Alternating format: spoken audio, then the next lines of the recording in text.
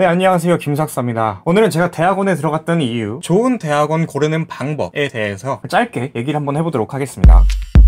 첫 번째, 제가 대학원에 들어갔던 이유. 저는 사실 지방 국립대 출신입니다. 수능을 매우 못 봤고 점수에 어떻게든 맞춰서 들어가려다 보니까 그렇게 들어갔는데, 저희 학교에서는 3학년 2학기에 학기제 현장 실습이라는 걸 했었어요. 근데 거기에 제가 굉장히 힘든 회사에 배치를 받게 됩니다. 그렇게 엄청나게 힘든 회사를 다니다 보니까 이건 도저히 제가 갈 길이 아닌 거예요. 까딱 잘못했다가는 내가 정말 이렇게 힘든 회사에서 평생 썩을 수도 있겠구나 라는 생각이 들었어요. 물론 지금도 열심히 중소기업에서 열심히 일하고 계신 분들을 비하하는 건 절대로 아닙니다. 저는 그저 제가 못할 것 같았어요. 제 몸이 너무 약해서. 제가 굉장히 지금도 보시면 아시겠지만 마르고 체력도 저질입니다. 그리고 무엇보다 가장 지켜보기 힘들었던 거는 2교대였어요 12시간 2조 2교대. 이거 진짜 힘들거든요. 간접적으로 저는 보기만 했지만 그래도 전 편의점 알바하면서 야간에 경험이 있었기 때문에 굉장히 힘들다는 걸 알고 있었고, 최대한 교대 근무를 하지 않는 곳으로 가고 싶었어요. 사실 교대 근무라는 것은 거의 공장이잖아요, 대부분. 제가 했던 전공의 특성상 공장으로 들어가게 될 확률이 매우 높았습니다. 그래서 저는 도저히 이건 안 되겠다 싶어서 대학원을 가기로 그때 결심을 하죠. 사실 이 회사가 얼마나 힘들었냐면,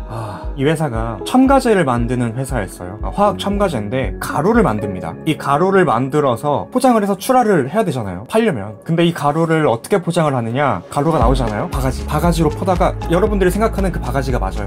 이 바가지로 그 가루 퍼다가 하루 종일 퍼다 다 이제 계속했어요. 진짜 하루 종일 퍼다가 그냥 담는 거야. 하루 종일. 팔이 나와 나겠습니까? 미치는 줄 알았어요, 진짜. 그것도 앉아서 하는 것도 아니고 서서 해야 됐어요. 다리는 진짜 죽을 듯이 아프지, 팔은 진짜 왼손 오른손 번갈아 가면서 하는데도 진짜 미치는 줄 알았어요.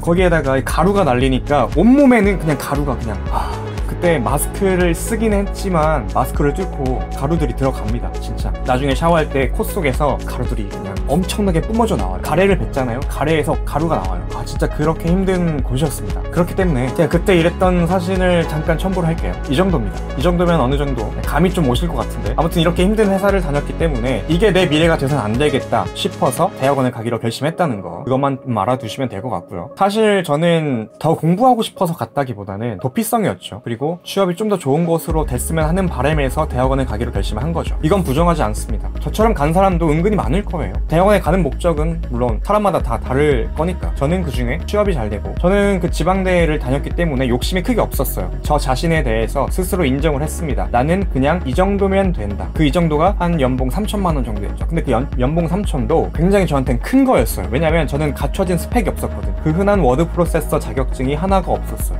엑셀, 파워포인트 물론 쓸 줄은 알았지만 자격증이 하나도 없었습니다. 운전면허증 빼고. 그나마 그것도 장롱이었죠. 아무튼 이렇게 대학원을 준비를 하는데 막막하죠, 처음에는. 그래서 대학원 가는 법 어떻게 해야 되는지, 그때는 유튜브가 막 없었으니까 이것저것 막 검색을 해봤어요. 그래서 컨택이란 걸 해야 한다길래 쭉 리스트업을 했습니다. 저의 전공이었던 과, 비슷한 과, 서울에 있는 제가 갈만한 과, 그래도 전공을 완전히 버리고 싶진 않았기 때문에 교수님들, 그 교수님들이 어떤 연구실에서 일하시는지 이런 것들, 그리고 메일 주소, 전화번호 이런 것들을 싹 정리를 해서 리스트업을 했습니다. 그리고 한 개 한 개씩 그 한 곳 한 곳마다 메일을 보냈어요. 정성스럽게. 기억은 안 나는데 굉장히 안녕하세요 교수님, 저는 교수님의 연구에 관심이 있는 학생입니다 이러면서 보냈어요. 답장이 왔을까요? 거의 안 왔어요. 왜냐? 갖춰진 스펙도 없고 학교가 그렇게 좋은 것도 아니고 이건 도저히 안 되겠다 싶어서 용기를 내서 애들한테 좀 물어보기 시작했는데, 그랬더니 그 친구들이 하는 얘기가 카페가 있다, 거기 들어가면은 정보를 많이 얻을 수 있을 거다 해서 찾아서 들어간 데가 다음 카페의 대학원 입시준비위원회였어요.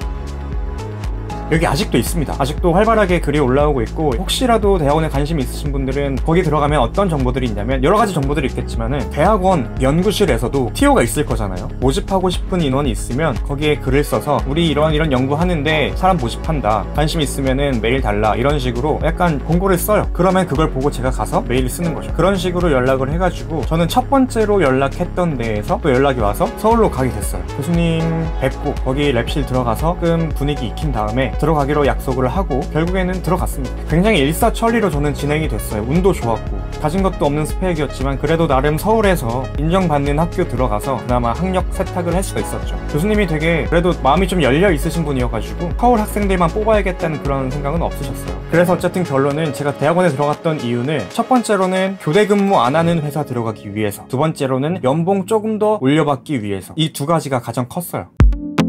좋은 연구실을 알아보는 방법 제가 또 알려드릴게요. 첫 번째, 일단 좋은 학교여야 해요. 여러분들이 잘 아시는 좋은 학교들, 그런 학교들이면 훨씬 더 좋은 환경일 확률이 높아요. 아무래도 그렇겠죠. 그리고 두 번째는 학비 지원이 되는지를 한번 알아보셔야 돼요. 학비 지원이 된다는 거는 무슨 말이냐면은 그 연구실에 돈이 많다는 얘기예요. 연구비가 많다는 얘기는 뭐냐면 연구 활동을 굉장히 매우 활발하게 하고 있다는 거죠. 이게 왜 좋냐면 연구비가 많잖아요. 그럼 학생들을 많이 뽑습니다. 학생들이 많으면 연구 성과가 아무래도 다수가 나올 확률이 높아요. 학생 한두 명이 논문 쓰는 거랑 학생 10명이 논문 쓰는 거랑 다르잖아요. 그래서 약간의 무임승차를 할 수도 있습니다. 취업할 때 이력서에 한 줄이라도 더 쓰는 게 중요하잖아요. 이 10명이 있으면은 연구 분야가 다를 수도 있고 겹칠 수도 있어요. 하지만 1년에 한 편씩 논문을 쓴다고 가정을 해봅시다. 그렇게 되면은 내 이름이 들어간 논문이 10편이 나오는 거예요. 물론 1저자는 아닐 수 있습니다. 꼭 1저자가 아니어도 취업할 때는 쓸 수가 있기 때문에 논문의 내용을 어느 정도만 알고 있어도 어차피 이 한 방에서 한 연구실에서 연구를 하기 때문에 연구 분야가 완전히 다르진 않을 거예요. 어느 정도는 다 알고 있을 거기 때문에 논문에 대해서 취업할 때 설명만 할 수 있으면 됩니다. 이런 연구를 했고 이런 결과를 얻었습니다 라고. 그래서 꼭 1저자가 아니어도 내 취업할 때의 이력서에 쓸 수 있는 연구 결과, 연구 성과의 숫자가 많아질 수 있기 때문에 학생들이 많고 지원이 많은 곳에 가는 게 가장 좋습니다. 근데 이런 경우가 또 있어요. 학생 수는 엄청 많은데 학비가 지원이 안 돼요. 이럴 때는 선택을 하셔야 됩니다. 학비가 우선이냐 아니면 미래의 취업이 우선이냐. 근데 이것도 웃긴 게 학생이 없다고 해서 취업이 안 되는 것도 아니고 학생이 엄청나게 많다고 해서 연구 성과가 엄청나게 많이 나오는 것도 아니에요. 모든 거는 확률 싸움입니다. 아무래도 확률을 높여서 가는 게 낫겠지만 그래도 이전에 연구 성과가 어땠는지를 확인하는 방법이 또 있어요. 구글 스칼라에 들어갑니다. 그래서 그 연구실, 그 지도 교수님의 이름을 검색을 해봐요. 그렇게 되면은 연도별로 이 연구실의 성과가 어느 정도였는지 쭉쭉쭉쭉 나옵니다. 1년에 논문을 몇 편을 썼는지 아닌지가 나오고, 그렇게 되면은 연구 성과가 잡히는 거잖아요. 근데 이 논문의 질도 또 중요해요. 이 질은 어떻게 알 수 있느냐? 임팩트 팩터라는 게 있어요. 대학원에 들어가기만 하셔도 이거는 알만한 내용인데, 임팩트 팩터라는 거는 그 저널의 수준을 얘기해요. 높으면 높을수록 좋은 거고, 흔히 뭐 네이처나 사이언스 이런 논문지 다 들어보셨을 거예요. 그런 곳이 점수가 높은 곳이라고 보시면 되겠습니다. 그래서 네이처나 사이언스 이런 데 쓰는 게 쉬운 게 아니에요. 굉장히 힘듭니다. 한 학교에서 네이처나 사이언스지에 논문이 게재됐다 그러면은